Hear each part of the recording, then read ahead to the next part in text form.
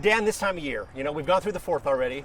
In Utah, we got another fireworks holiday, basically. It's kind of like double duty for you guys almost, right? Yes, it is. The 24th comes along, and everything is even drier than it was during the 4th of July. And so we're really concerned about fires, particularly in our interface and up along the edges of the city and down the Jordan River Parkway area, where we have a lot of brush and grass. So those areas are drying out even more than they were on the 4th of July. Do you, as a fire department, personnel, does this time of year make you nervous? Well, of course, but we love what we do. We like keeping everyone safe, and that's the biggest thing, is if we can postpone having fires, and you're going to have to edit this one out. Oh yeah, don't worry about it. Yeah. The thing that we really enjoy doing is making sure that everyone is safe and healthy, and that there's no injuries, that we don't lose property. And so we try to keep everyone informed of what's out there and what the restrictions are and why those restrictions are in place. And it's mostly for our safety and your safety. Maybe you see a hillside like that and you look at it differently than everyone else. Is that true? That's correct. What do you see? First off, in the beginning of the spring, we see the grass come in, and then as the rains come, the higher it gets, and then it starts changing color. And just like it is right now, you can see that brush back there, that grass is extremely high, extremely dry, and it's just ripe for a fire to burn up that hillside quickly. I know a large part of what you do is reactionary. You respond to something that develops. What can you do that's proactive to help prevent situations with fireworks and fires? The biggest portion is information. Get the information out there of where the safer places are to light off fireworks or to have activities that may include fire. And so that information goes out. There's a lot of signage the fire department puts out every year with that information on it, the QR codes, the signs visible in all the areas that are restricted. Those are some of the things we do. And then with you as well, having the media help us to get that word out. Obviously not everyone obeys the rules, not everyone does what they're supposed to. How do you try and make it sink in for people? Well, usually it doesn't sink in until there's been an injury or a fire that's occurred, and then people will slow down with some of the things they're doing. We have seen a huge change in behavior, so a lot of individuals are taking to heart the rules and staying in those areas that are available for fireworks. And we want to thank those people that have done that, because it's made a huge difference. We have not seen a significant fire yet this year because of fireworks. When you say a huge change in behavior, is that this year, or did that kind of click in just recent years? I would say in the recent years, we've been more proactive in protecting these areas after having some really significant fires, in and around the city. That's kind of encouraging. Would you say that there has been, you're saying you've noticed a shift in sort of an overall sort of attitude maybe? Absolutely. Even during the 4th of July, I think we had 3 fires that I'm aware of that we can actually pin on fireworks in areas, and they were put out quickly. They did not rise to a large scale event.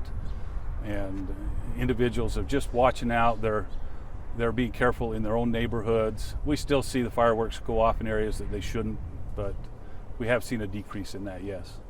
Obviously, we do think of the foothills when we think of fires, but you also mentioned like down by the Jordan River, we can get destructive fires in sort of flat valley areas, right? Absolutely. The Jordan River has brush and grass growing all along it, the surplus canals, the ditches, storm drain areas that are collection basins.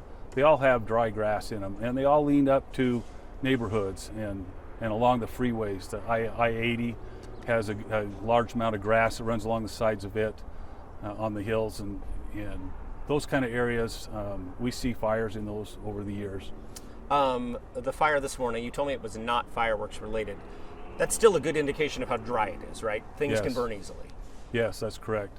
And that was in an area just along a ditch bank where the grass had grown up along the ditch bank. It's getting water. The root systems of the brush and grass there have more water because it's a ditch bank, and then that area it'll just follow that until we get there and put it out. I don't know how often you talk with other agencies. Do you feel, is there any sense of what other agencies in the valley or the metro area are seeing versus what you're seeing when it comes to fireworks and fires? You know of. We do talk. We do talk about these issues. We talk about the restrictions and where they should be as interagency groups get together. But the big thing that we know is that we are all the fire departments here are working to inform and to educate and to protect our cities and the county area. I know fire danger doesn't disappear just because fireworks go away. Is there any sort of a breathing a sigh of relief when the 24th holiday is over, or no? Yes, but the fire season will go clear into November, so we'll see fires pop up for whatever reason, clear usually into November time period, unless we have a wet fall. It's been great. We applaud the mayor and bringing in the drone activities and things for people to do, as opposed to lighting off fireworks. That's been a great a benefit to us as well. But once the holidays are over, the dry grass is still here, and so we still need to be careful, cautious in all of our activities. Finally, I'll just ask you, the forecast today calls for potentially some windy conditions going into this afternoon and evening. What's kind of your closing remark? What do you want to tell people? Well, if a fire is going, we have the wind pushing it, it really moves fast, extremely fast. Lightning strikes come in with the storms, the afternoon storms occasionally. Fortunately, we haven't seen significant lightning strike fires around this area, but we have around the state. But wind drives those. The big thing is be real cautious. If you're using fire at all in an area that has dry brush or is a possible danger, you should have water right there with you. If it's even into your backyard and your shrubbery and stuff in your yard, you need to be careful around that as well. I do want to ask you actually about fireworks violation sort of enforcement. Is that Salt Lake City Police? Do you guys play a role? How does that work in Salt Lake City? We work together on it. The majority of it's enforcement. It ultimately comes down to if it's a crime that's been committed, it ultimately would come down to a police officer making that type of an arrest if necessary. Mm-hmm. But our goal is to encourage people to change behavior, to enjoy the holidays in a safe manner. Is Salt Lake City Fire able to issue citations or no? We do have law enforcement officers. They do all our investigating, and if it comes down to a criminal action of some sort, they can make those citations. Yes. Okay. Am I forgetting to ask you anything? Anything else you want to say? Not that I can think of. Just everyone be careful. It's very dry. And the grass is very tall, thanks to the good wet spring that we had. If people do see inappropriate firework behavior, whether it's lighting it off in places where people shouldn't be, or maybe days after the holiday, who should they call? They should call our non-emergency number, which is 801-799-3000. Okay. They can turn in those kind of events. Yeah. Excellent.